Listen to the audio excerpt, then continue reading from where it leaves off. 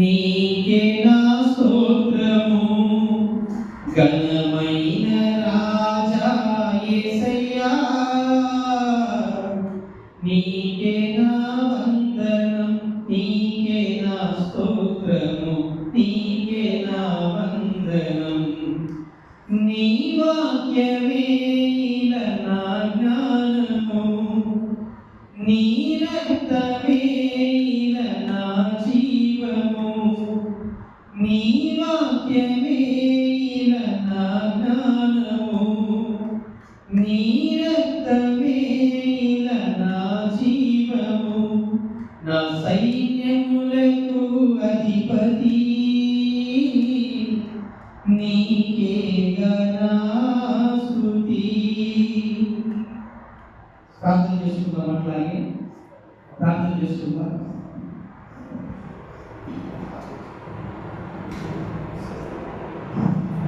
ప్రార్థన చేసుకుందాం. మందసాన్ని తీసుకునే వారిగా మనం ఉన్నాము. మన ఇంటికి తీసుకుని వెళ్ళే వారిగా మనం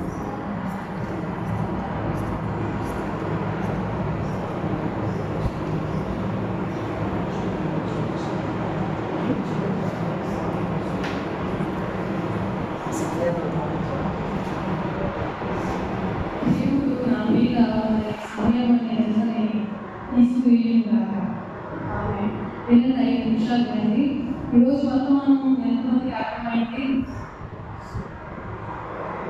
ఉభయదేవుడు దేని వల్ల పీడించబడ్డాడు? ఉండటం వల్ల.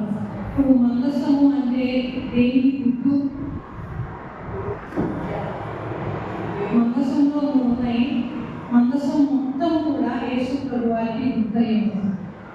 ఇక్కడ ఈ వర్తమానము ఆరంభం నుంచి ముగింపు వరకు దేవుని మాట వింటేనే ఆశీర్వాదం వస్తుంది అనే విషయాన్ని మీరు మొదటిగా గ్రహించారు. అంటే బలి అర్పించడం కంటే మాట వినుట శ్రేష్టము. ఇక్కడ ఉజ్జియా దేవుని మాట ప్రకారము ఆయన అనుకోకుండా చేయని, అనుకోని చేయని పొరపాటు జరిగింది కాబట్టి అక్కడ దేవుడు న్యాయాధిపతి కాబట్టి అక్కడ ఉజ్జియా అయితే చనిపోయారు. ఉజ్జియా చనిపోవడాన్ని బట్టి సర్వ సమాజము కూడా తిరిగి మరొకసారి వాళ్ళని వారు సరిచేసుకొని, అంతేకాకుండా వారికి కలిగిన భయం నుంచి విడిపించడానికి అదే ఉభయదేవుడు ఇంట్లో ఉన్న మందసాన్ని బట్టి ఉభయదేవుడు ఇంటి వారు పరిశీలినట్లుగా చూస్తున్నాం. ఈరోజు ప్రేమైన దేవుని బిడ్డలారా, దేవుని మాట విన్నప్పుడు మాత్రమే మనము ఆశీర్వదించబడతాము. ఇక్కడ ఉభయదేవుని ఇంట్లో ఆ మందసం ఉన్నప్పుడు ఉభయదేవుని ఇంటి వారు ఉజ్జియా చనిపోయారు కదా, మరి దావీదుకు కలిగిన భయం ఉభయదేవుని వారికి కలగలేదా? దేవుని మనసం మా ఇంట్లో ఉంది కాబట్టి నేను దేవుని అనుసరించి నడవాలనే ఆలోచనలోనికి మారిన విధానాన్ని బట్టి మనసం కలిగిన ఉభయదేవుడు దీవించబడ్డాడు. అంతేకాకుండా మనకి చాలా మంది పాస్టర్ గారు అన్నారు, దేవుడు నన్ను చూస్తలేదా? దేవుడు చూస్తాడు. యెహోవా దీవించు కాలంలో ఆయనకు అందుబాటులో లేకపోతే మనకి దీవెన రాదు.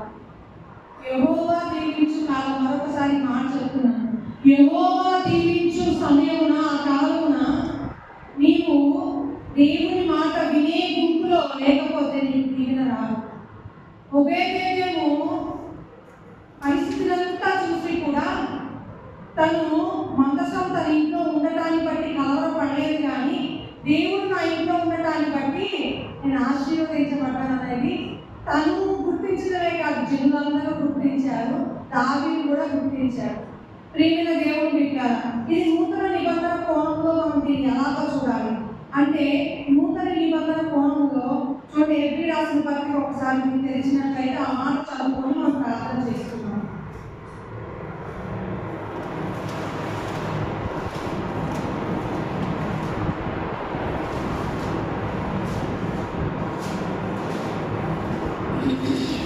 ఎబ్రీ రాసిన పత్రిక 8వ అధ్యాయము, నేను వస్తుంది చెప్పాను, కాలం వస్తుందని. కళ్ళు చూడండి, 8వ వచనం. ప్రభు ఇట్లా నేను ఇదిగో ఒక కాలము వచ్చుచున్నది. ఇదిగో ఒక కాలము వచ్చుచున్నది. అప్పటిలో ఇశ్రాయేలు ఇంటి అప్పటిలో ఇశ్రాయేలు ఇంటి వారితోను యోధా ఇంటి వారితోను యూదా ఇంటి వారితోను నేను క్రొత్త నిబంధన నేను చేయను. క్రొత్త నిబంధన చేయదు. చాలమ్మా. ఇంకొకటి ఒక కాలం వచ్చింది. ఆ కాలంలో యేసు ప్రభు ద్వారా ఆ మందసము ఈ దినాలలో యేసు ప్రభుని సొంత రక్షకుడుగా అంగీకరించిన వారందరి హృదయంలోనికి యేసు ప్రభు వారు రావడం ద్వారా ఆ మందసం మన హృదయంలో ఉంది. మందసంలో ఉన్న మన్న ప్రతి దినము మనకు అందుబాటులో ఉంది. నేనే జీవాహారము అన్నాడు ఆయన. అంతేకాకుండా ఆయన అహరోను చిగురించిన ప్రధాన యాజకత్వానికి సూచన. అదే 8వ అధ్యాయంలో 27వ వచనం చదువుమా. ఎప్పుడు 8:27 నేనే కాదు. 9:27 మనుషులు ఒక్కసారి మృతి పొందవలెనని నియమింపబడిన ఆ తరువాత తీర్పు జరుగును. అలాగే క్రీస్తు అనేకుల పాపములను భరించుటకు ఒక్కసారి అర్పించబడి తన కొరకు కనిపెట్టుకుని ఉండు వారికి రక్షణ నిమిత్తము పాపము లేకుండా రెండోసారి ప్రత్యక్షమము. అంతేకాక 8వ అధ్యాయము 2వ వచనం చదువుమా. మనకు అతి ప్రధాన యాజకుడు ఒకడు ఉన్నాడు. మనకు అతి ప్రధాన యాజకుడు ఒకడు ఉన్నాడు. ఆయన పరిశుద్ధాలయమునకు ఆయన పరిశుద్ధాలయమునకు అనగా మనుష్యుడు కాక ప్రభువే స్థాపించిన నిజమైన గుడారమునకు పరిచారకుడైంది. పరలోకమందు మహామహుని సింహాసనమునకు కుడి పార్శ్వమున ఆసీనుడాయను. ప్రతి ప్రధాన యాజకుడు అర్పణలను బలులను అర్పించుటకు నియమించబడును. అందుచేత అర్పించుటకు ఈయన ఏమైనా ఆవశ్యకము. అవసరం చాలు. ఇక్కడ మన ప్రధాన యాజకుడు బలు అర్పించడానికి నియమించబడినట్లయితే ఈయన ప్రధాన యాజకుడుగా ఒక్కసారి సమస్త మనుషుల కొరకు బలి అర్పించాడంట. మరొకసారి మనిషికి పాప క్షమాపణ అవసరం లేదు. మన పాప క్షమాపణకు బదులుగా మన కోసం యేసు ప్రభు వారే అర్పించుకొని మనల్ని పరిశుద్ధులుగా తీర్చారు. దేవుని సన్నిధిలోకి వచ్చే మనము పరిశుద్ధులము ఎందుకయ్యాము అంటే మన తండ్రి పరిశుద్ధుడు కాబట్టి, ఆయన పరిశుద్ధ రక్తము చేత మనం పరిశుద్ధులుగా చేయబడ్డాడు కాబట్టి, కానీ పరిశుద్ధులుగా చేయబడి ఉన్నాము కాబట్టి. కానీ ప్రియమైన దేవుని బిడ్డలు గమనించాలి. దైవజనుడు చెప్పాడు, మీరు దేవుని సన్నిధిలో మన పరిశుద్ధమైన ప్రవర్తనను జాగ్రత్తగా పరిశీలించుకోవాలి. ఇక్కడ పరిశుద్ధతలో నుంచి మనం ఎప్పుడు బయటికి వెళ్ళిపోతామో తెలుసా? దేవుని మాట వినకపోవటాన్ని బట్టి. దేవుని మాట వినేవారే ఆయన కుమారుడు. దేవుని మాటను బట్టి నడుచుకునే వారు మాత్రమే పరిశుద్ధులు. పరిశుద్ధులుగా ఉండటానికి మాత్రమే మనము మాట వినేవారిగా ఉండాలి. కాలం పరిపూర్ణమైనప్పుడు మనుష్య కుమారి లోకానికి వచ్చాడంట. నీ కాలము పరిపూర్ణమైనప్పుడు యేసు ప్రభువాన్ని తెలుసుకున్నావు. యేసు ప్రభువాన్ని తెలుసుకున్నప్పుడు నీకంటూ ఏర్పాటు చేయబడిన సమయంలో దేవుని సన్నిధిలో ఉన్నావా? నీకు ఆశీర్వదించడానికి దేవునికి లోబడుతున్నావా?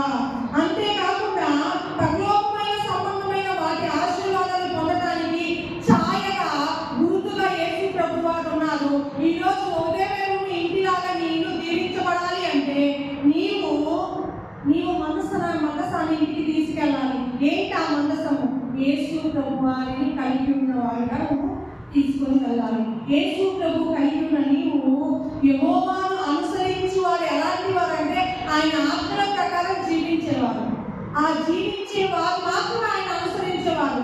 ఆ విధంగా ఉంటే ఆ మందసము నీ ఇంట్లో ఉన్నప్పుడు ఆ మందసంలో ఉన్న శక్తి, ప్రభావము, ఆశీర్వాదము పొందుకుంటావు. మీ ఇంటి వారు పొందుకుంటారు. మందసము తగినట్లుగా దేవుడు నీలో ఉన్న నీ కుటుంబంలో ఉన్నాడనే గ్రహింపు లేకుండా నువ్వు జీవించినంత కాలము సమీపించిన ఆశీర్వాదము రాదు. చాలా మంది చూసాం, ప్రతిష్ఠిత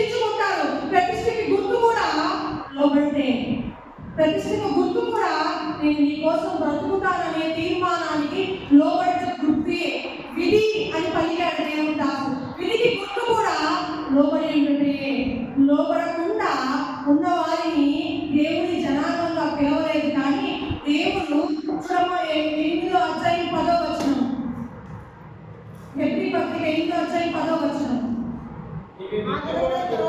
ఆ దినములైన తరువాత ఇశ్రాయేలు వారితో నేను చేయబోవు నిబంధన ఏమనగా వారి మనసులో నా ధర్మవిధులను ఉంచెదను, వారి హృదయముల మీద వారికి రాయుదును, నేను వారికి దేవుడయ్యుందును, వారు నాకు ప్రజలయ్యుందురు. చాలా ఇక్కడ అప్పుడు మన జనాంగానికి రాతి పలకం మీద రాసిన ఆజ్ఞలు క్రొత్త నిబంధనలో యేసు ప్రభు విడుదలమైన మనకి మన హృదయాల మీద ఆజ్ఞలు రాస్తున్నాడంట.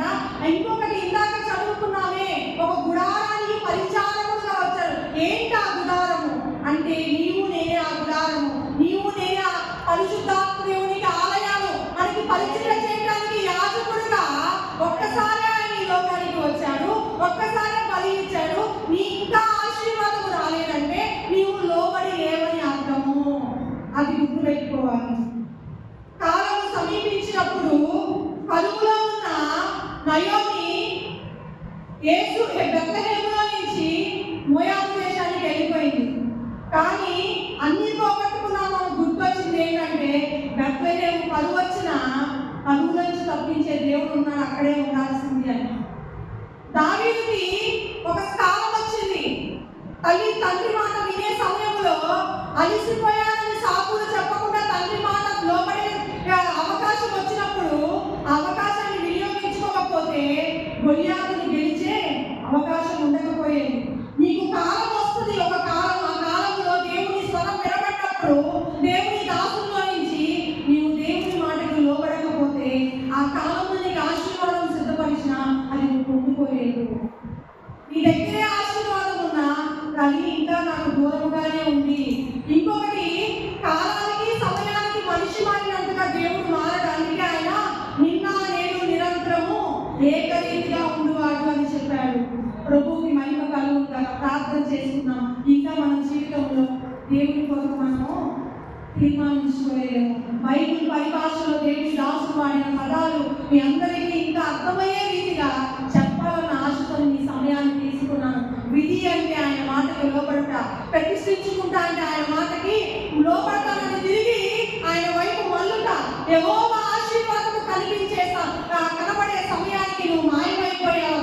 సహోదరి సహోదరుడా, జాగ్రత్త సుమ. దేవుని లేని వారి కుటుంబాలు ఏమైపోయినాయి? దేవుని కలిగిన నీవు తిరిగి దేవుడు లేకపోతే నీ జీవితాలు అది చెప్పనా సత్యంగా మారిపోతుంది.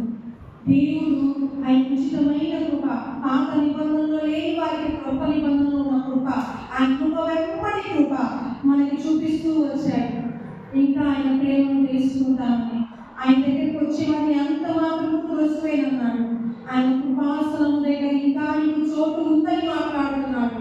తిరిగి ఎక్కడెక్కడైతే నువ్వు పడిపోయావో అక్కడ ప్రతిష్ఠించుకో. ఒకే దేవుడు ఇది ఎలా ఆశీర్వదించబడిందో నీ కుటుంబం ఇలా ఆశీర్వదించబడుతుంది. పరిశుద్ధమైన తండ్రి, ప్రేమగల యేసయ్యా, నీ వందనాలు. నిజమైన ఉన్నతమైన నామానికి వేలాది స్తోత్రాలు చెల్లిస్తున్నాం. నేను గొప్ప దేవుడు నాయన. ఆయన నీ మందిరంలో వేరే దేవులాగా మమ్మల్ని దీవించాలని కోరుకుంటున్నావు నా తండ్రి. అయ్యా నా తండ్రి, మేము అందుబాటులో ఉన్నాం నీ కొరకు నాయన.